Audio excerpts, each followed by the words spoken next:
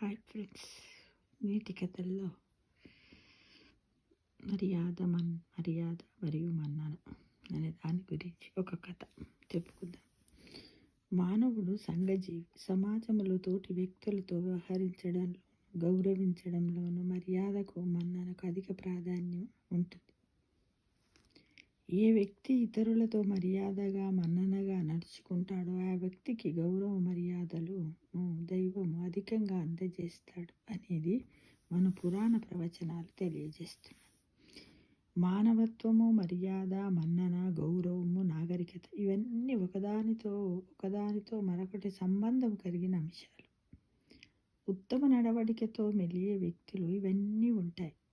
ఈ సద్గుణాలు కలిగిన వ్యక్తి దైవం దృష్టిలో ఉన్నతుడు.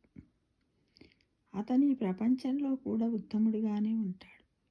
అయితే వీటి గురించి మాటలు చెప్పినంత మాత్రాన సరిపోదు.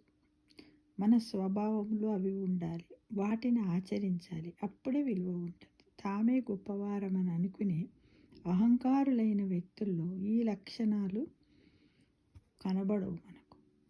అలాంటి వారిలో రాక్షసత్వము చోటు చేసుకుంటూ ఉంటుంది. ఆ వ్యక్తులను సమాజం కూడా గౌరవించదు. సమస్త దుర్గుణాలకు, సమస్త పాపాలకు మూలము గర్వమే.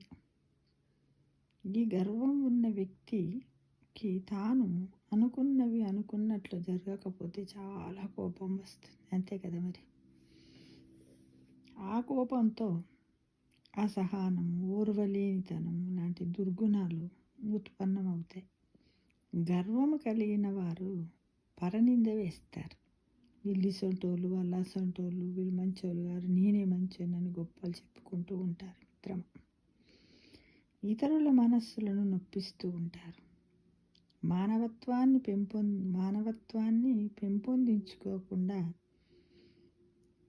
దుర్గుణ లక్షణాలను కలిగి ఉండి ఇతరుల మనస్సులను ఎప్పుడు వాళ్ళకు పరనిందలు వేయడం, వాళ్ళ గురించి చెడుగా మాట్లాడడాన్ని అలవాటు చేసుకుంటారు. సద్గుణాలను అలవర్చుకుంటే ఇలాంటి దుష్ప్రవర్తనలకు దూరం కావచ్చు. దేవుణ్ణి ఆశ్రయించడమే దానికి పరిష్కారం.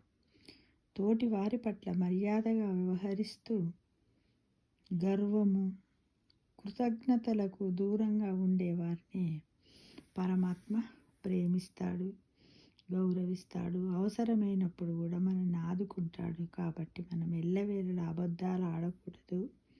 అందరితో మర్యాదగా మన్నన అంటే ప్రేమానురాగాలను అందుకుంటూ వాళ్ళందరి యొక్క ఆశీస్సులను పొందుతూ నలుగురికి సహాయం చేస్తూ సమాజ సేవలో ముందుంటూ అందరి యొక్క మన్ననలను, మర్యాదలను పొందుతూ ఉండాలి ఎల్లవేళలా. కానీ గర్వం అనే పదాన్ని మనలో ఉంటే ఆ గర్వము ఏంటిది? అది ఒక అగ్ని లాంటిది. అగ్నిని చేతిలో పట్టుకుంటే మనం దహించిపోతాం కదా. అలానే ఇది కూడా మన శరీరాన్ని దహింపచేస్తుంది మిత్రమా అని తెలుసుకో.